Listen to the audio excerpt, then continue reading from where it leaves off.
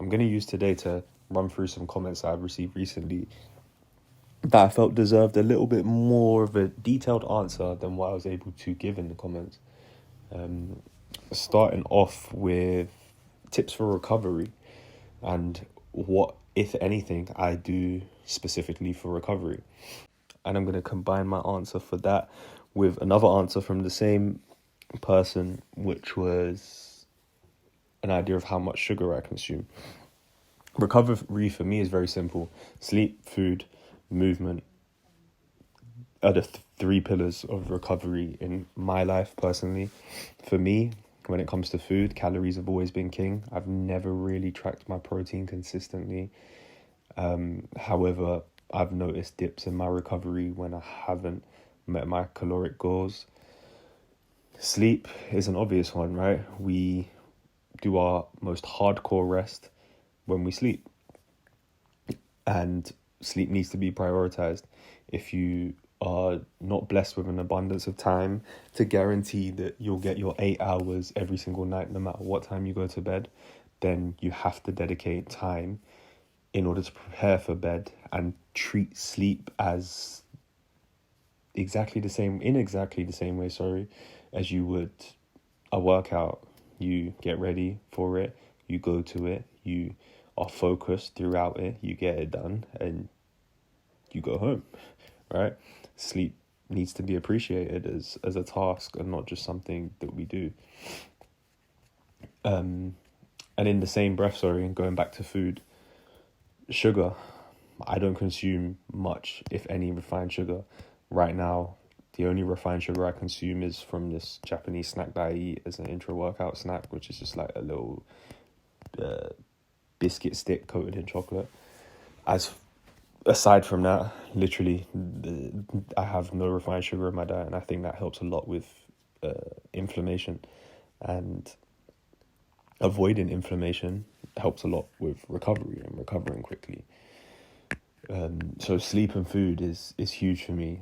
Whilst I'm partial to bits of fried food here and there, also avoiding them as much as possible, I believe helps me a lot.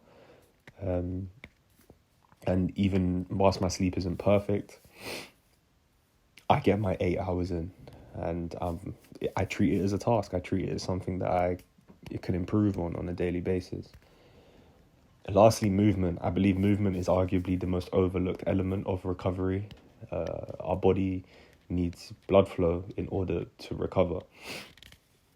And I can attest for this from personal experience. The worst injury I ever had was when I was around 14 years old. I tore my hamstring. It was a grade 3 tear. If anybody knows about hamstring, I'm pretty sure it's grade 3 or grade 2, whichever one means it was hanging on by a thread, is what I got. And what did I do? I sat on my ass for 6 to 8 weeks, and my hamstring just turned to absolute rubbish. Whereas every single injury I've encountered in adulthood, I've moved through and moved in an attempt to recover, and lo and behold, it's recovered. And I take that principle into daily life as well, partly inspired by Ivan Juric, the squat everyday guy. His philosophy was attack a fatigued area of your body in such a way to promote a lot of blood flow. He uses the term flush out the area with blood, and whilst I don't take it to that extreme, I always move areas that I feel are tired. I always find a way to move them indirectly. If my chest and shoulders are hurt, I'll do some pull-ups. If my back is fatigued, I'll do some press-ups. Why? Because the antagonistic muscles are also working, and they are also receiving blood flow. With that said, if my shoulders and chest attacks from bench press, I'll do some press ups. Why? Because it just stimulates blood flow. It's light, it's not taxing, but it stimulates blood flow to the area of the body and allows the body to recover quicker, in my opinion. I have a dog, so I'm always walking. I walk quite regularly, so my legs seldom ever get really taxed, no matter how hard I go on a leg day. Why? Because they're always being stimulated. They're always having blood pumped through them. So movement, don't sleep on movement for recovery. Movement is extremely important for recovery.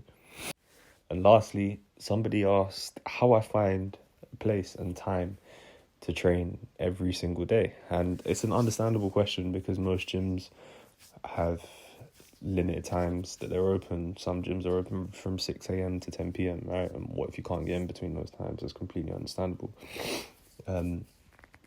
As for the place, if you require a gym, I personally believe that if you can afford it and if you're extremely serious about training, it's always a good idea to just have a 24-hour gym membership available to you, because in most places in the world right now, there's always one local, and you never have an excuse, right? Oh, the gym closes in half an hour, so I'm not going to bother training today. Well, you don't have that excuse with 24-hour gyms.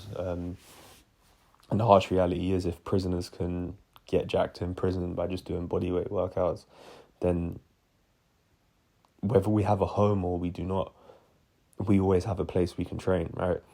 That's just the harsh reality of it. So finding a place is quite easy when you put your mind to it. And whilst I am somebody who relies heavily on the escape from home and entrance into the gym in order to get my mind into a place of working hard, I accept that on this journey I may encounter any sort of reason as to why I may not be able to leave the house, and I have accepted the fact that I will have to get some sort of workout done at home. As for time, I'm somebody who is blessed with an abundance of time. So finding time throughout my day for my workout is never really difficult. However, I do personally believe that no matter who you are and no matter what you do, Ivan Duric being a sensational example of this, somebody who works shift work as a nurse, and has squatted every day for over 1,200 days now. Even on night shifts, he gets his squats in, he gets his work done. There's really no excuse. Like, 24 hours is a long time, and finding as little as half an hour in a 24-hour period to do some movement, if that is what you want to do, shouldn't be difficult. It's really quite simple if you put your mind to it. But yeah, thank you for all the comments. I've really appreciated the interactions with you guys recently, and if you made it this far, thank you very, very much. And as you well know by now, I shall see you tomorrow.